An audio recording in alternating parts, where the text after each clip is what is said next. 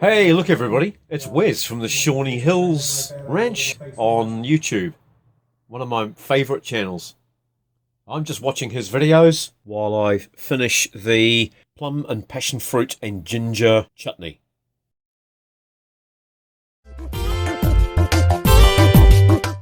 Hey, welcome back to Tiny House and Off-Grid Resources. It's the end of the summer here in New Zealand. Summer fruit is laden on the trees and I'm having to do something with it. So I've got a bit of a thing for plum and ginger chutney, which somebody gave me a wee bit of a few weeks ago. So I'm going to have a go at making my own.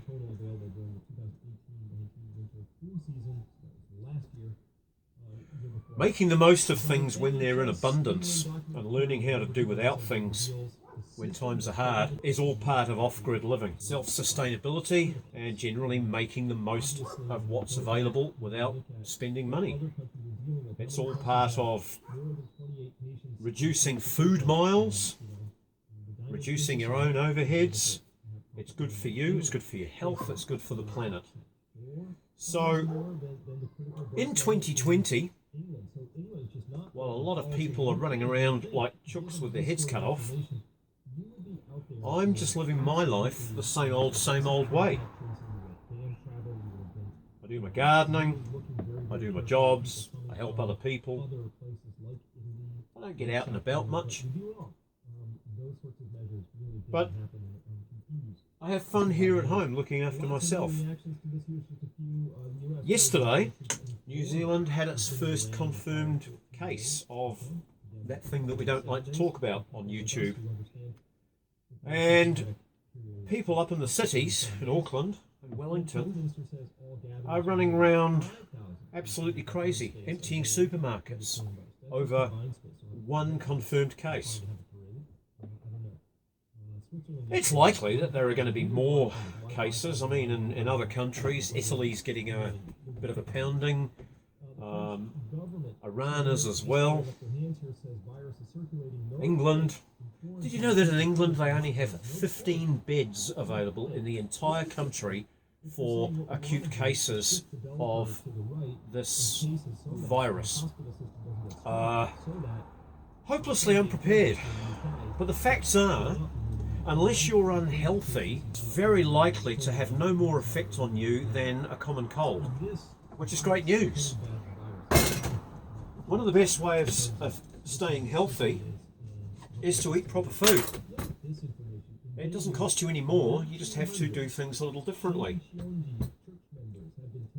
We call them passion fruit. You might have another name for them in your country, but at the moment, this is my gorgeous little harvest. This is what is growing on my vines at the moment. Beautiful, sweet little treats. As things change out there in the real world and supply chains start drying up, things like this will become unavailable to people who haven't got the facilities to grow it.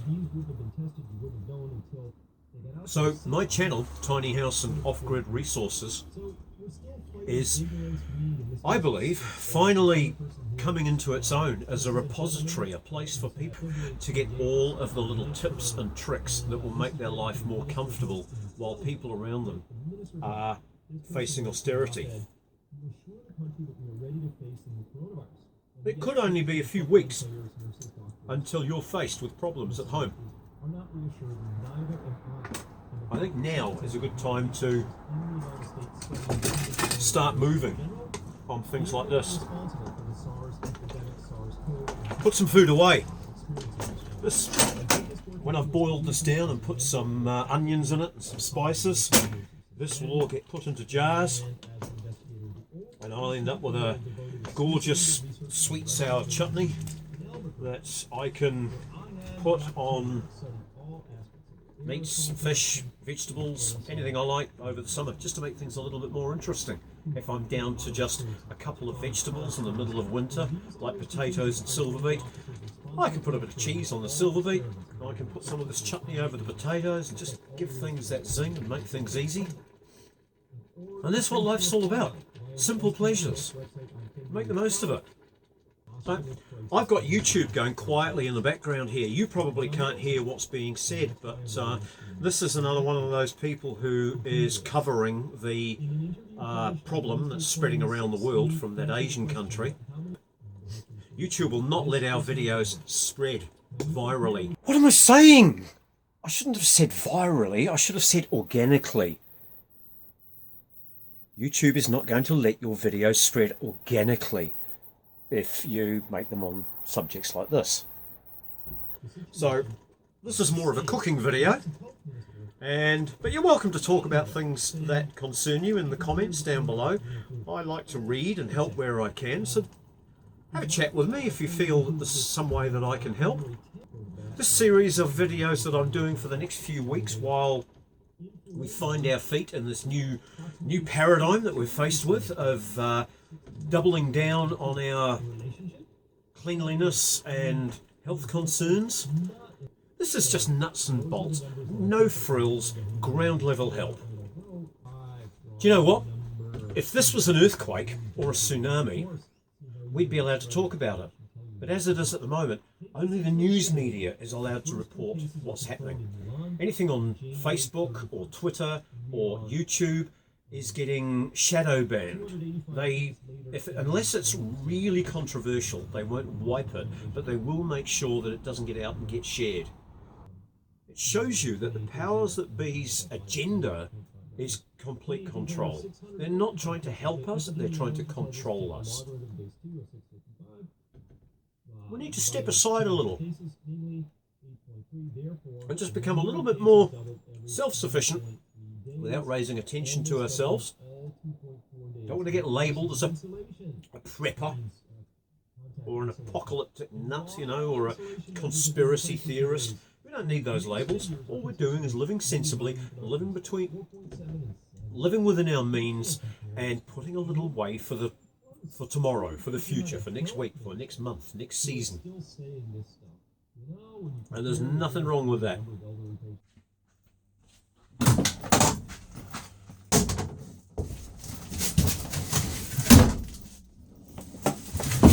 I'm on a ginger run. I've just discovered that fresh ginger is not something I use much, and I don't have any in the house at the moment. So jumping the old landy and nip into town. Come on, girl.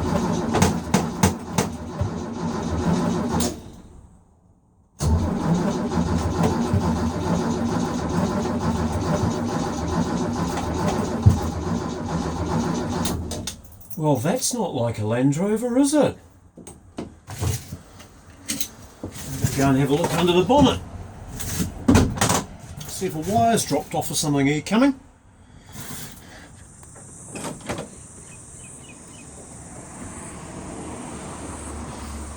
Simple pimple.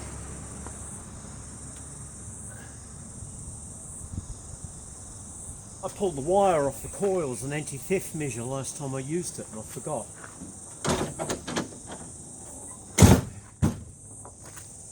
Right, we're on our way.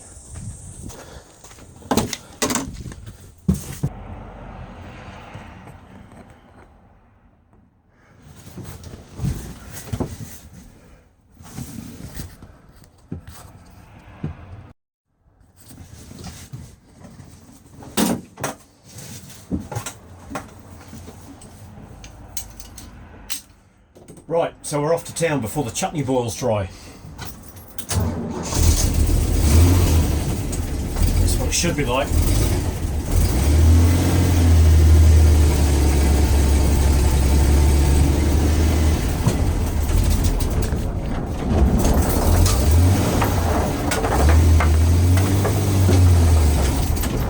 Might need some earmuffs. I've got bloody acorns rolling around on the roof up there. I've been parked under the oak tree for about a week. Better go, there's a tractor coming.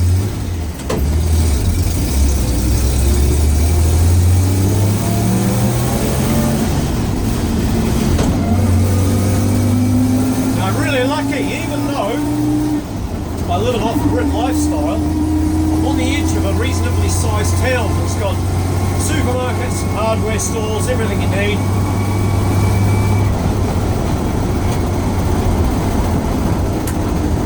So it's only a couple of minutes down the road to the shops.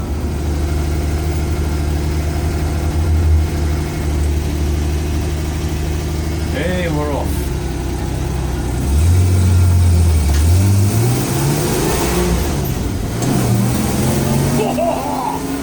Feel that? No launch control, no turbo, just raw power.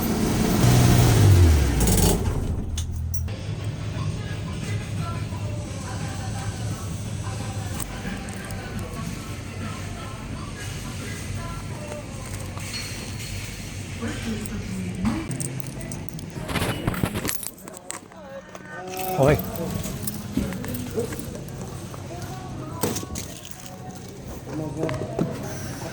$5.90.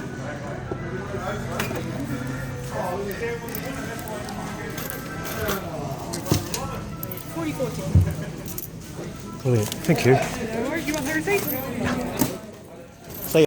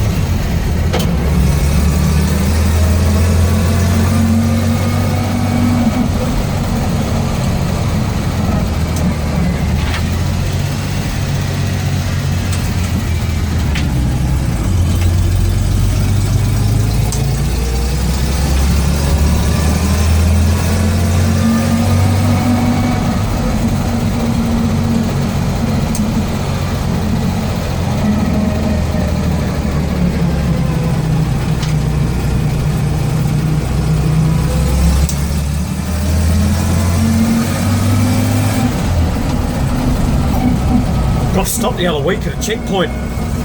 They asked me if I had any alcohol in the car, and I said, I've got a lot of wine in the gearbox, does that count?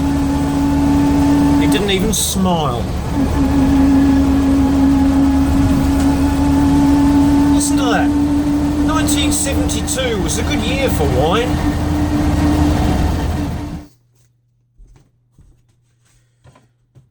It's a shame that our local supermarket doesn't have more fresh chilies and things like that. You've got to buy dried chili flakes, but over the time that this stuff's going to sit in jars, it's not going to make a difference. The flavours will come through over the months. But you know, I wasn't always as adventurous as I am now. Up until I was about 35, I don't think I'd ever used any of the other sides on the grater. I used to make chai teas for a guy out the back of a food stand at the music festivals, and I'd have huge pots of goat's milk and soy milk and rice milk and almond milk, all heating up slowly, and I'd be busy grating ginger and adding turmeric and measuring up these concoctions and building the perfect chai tea. It's great fun. All the time you've got the half-whacked concert goers coming up the front, and you've got the thump, thump, thump of the music going through till God knows what time in the morning. It's a great environment, keeps you young. The reason I had to jump in the Landy and go and buy ginger just now was because I don't use a lot of it. If it hangs around, it's just going to sit here till it looks like an old bloke's penis. So I might as well get rid of it now. Did I say that? It's my channel, do what I like. Here we go, give it plenty. Oh, I should have got mustard seeds while I was out. never mind. Right, okay, that's all the nice stuff. Now I've got to start chopping 8 or 10 onions. Plums have got a really high sugar content, so I'm not going to be adding any sugar to this, and I'm going to have to keep a real eye on the flame, and I don't want it sticking to the bottom and baking on, which it can really easily. Anything that's sugary or milky will burn and stick to your pan as quick as the blink of an eye. So you've got to be here. That's why I didn't leave it simmering when we went down to the supermarket just now. Turned it off and left it with no power, and I'm just bringing it up to a low rolling boil again now. And what I'm going to do is I'm just going to experiment. I know this is going to make a lot of juice, but I'm going to use this little known far side of the grater and see whether it's going to speed things up rather than using a knife to chop it up for going into here. So I'll try cross cuts, because that should give me small pieces of onion. If that doesn't work, if it jams up or anything like that, I'll turn the onion by 90 degrees, do slices, and then manually chop them. So it's all an experiment. We'll just see what happens first.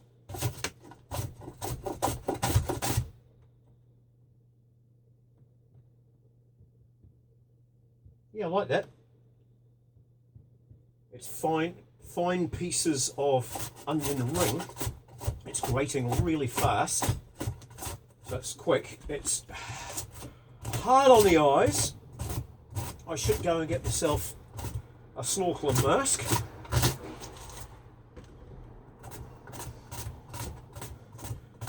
While I'm talking about masks, don't get fooled into buying yourself one of those N95 masks. I use them for workshop work, and they don't even fit against your face properly. They're a generic mask. They're not even good as a dust mask. I really don't believe that they will offer any help in this current world situation. So don't waste your money on them. Spend your money on not going to the movies, not getting on buses. Just keep yourself in a higher level of general cleanliness if you can, and stay out of places that don't get cleaned frequently. 24-hour service stations, movie theatres, bus stations, buses themselves. Buses just get a quick vacuum, and if there's a milkshake spilt or something like that, they'll give it a wipe up. But they don't sanitise anything on buses. You're sitting in other people's handkerchiefs, I believe, if you're travelling on a bus. Very unhealthy place to be during flu season. So stay away from public transport, public toilets, public places. I know it's not going to be much fun. It's going to be quite a change of lifestyle for a lot of you, but hey, isn't that why you're on this channel?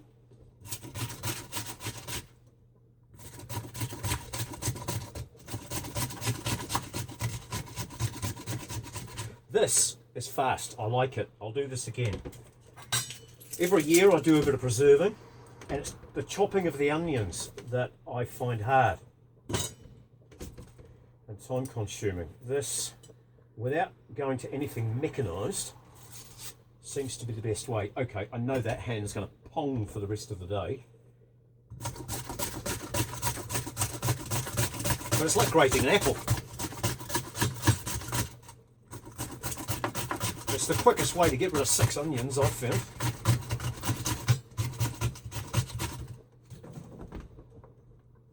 Excuse me. Bit of Julia Childs going on there. If you're old enough to remember who Julia Childs was.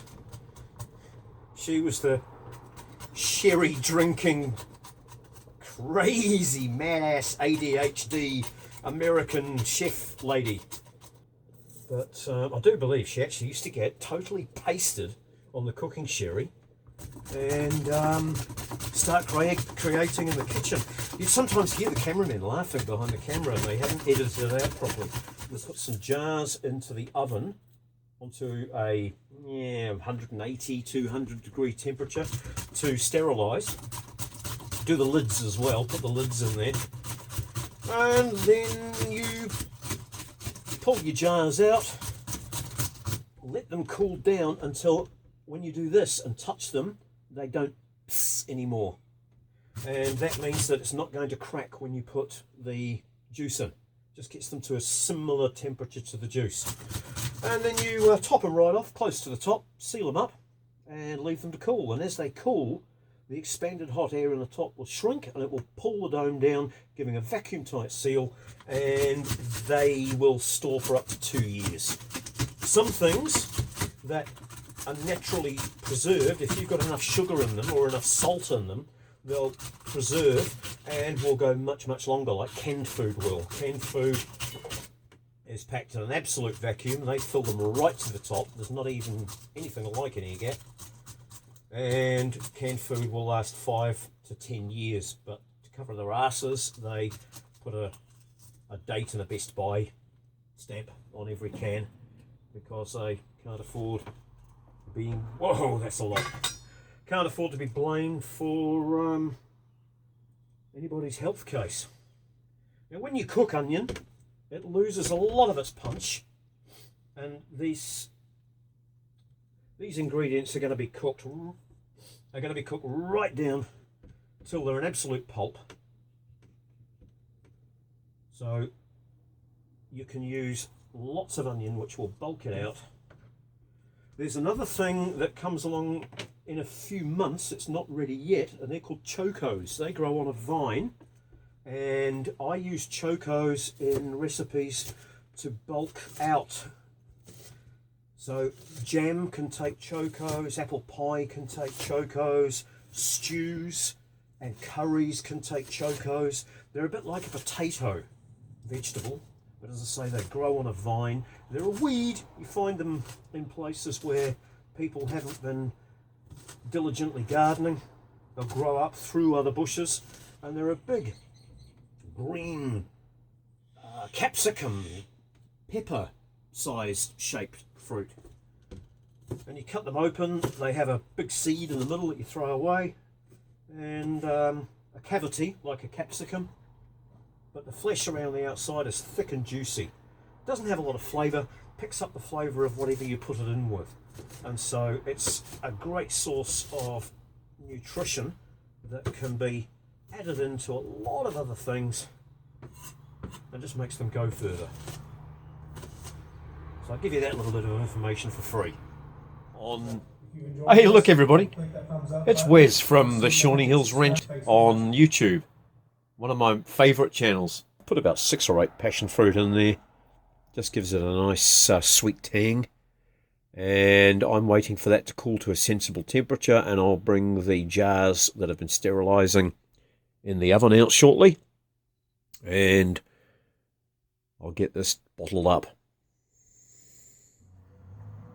Right, we're ready to go. This stuff's cooked. The jars are sterilised.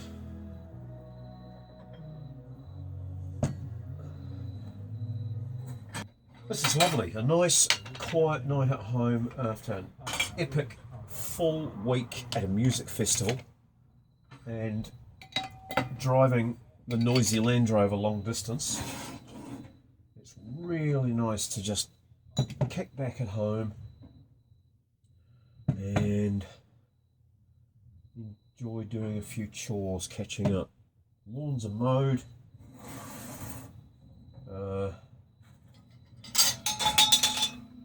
Fruits picked, turned into chutney. I'm kicking back watching some of my favourite YouTubers. All the normal people have to go to work on Monday.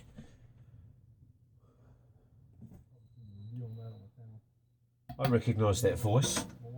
That's Wesley from Shawnee Hills again. Yeah. I've got the video on I've got YouTube on autoplay, so it's just bringing up whatever YouTube's suggested videos are. It's nice to see that Shawnee Hills Workshop is getting pushed to me without me having to go and look for them. because Wesley's work is real sweet and he's a great presenter. I do love watching his vids. If you're listening, Wesley, make more vids. You don't do enough. You're too busy doing stuff in the real world. Come and play with us, man. Build us something. Inspire us. Love your work. There it is, guys. There's my cut box. We like it a lot. Right. Now we play Tetris with the lids.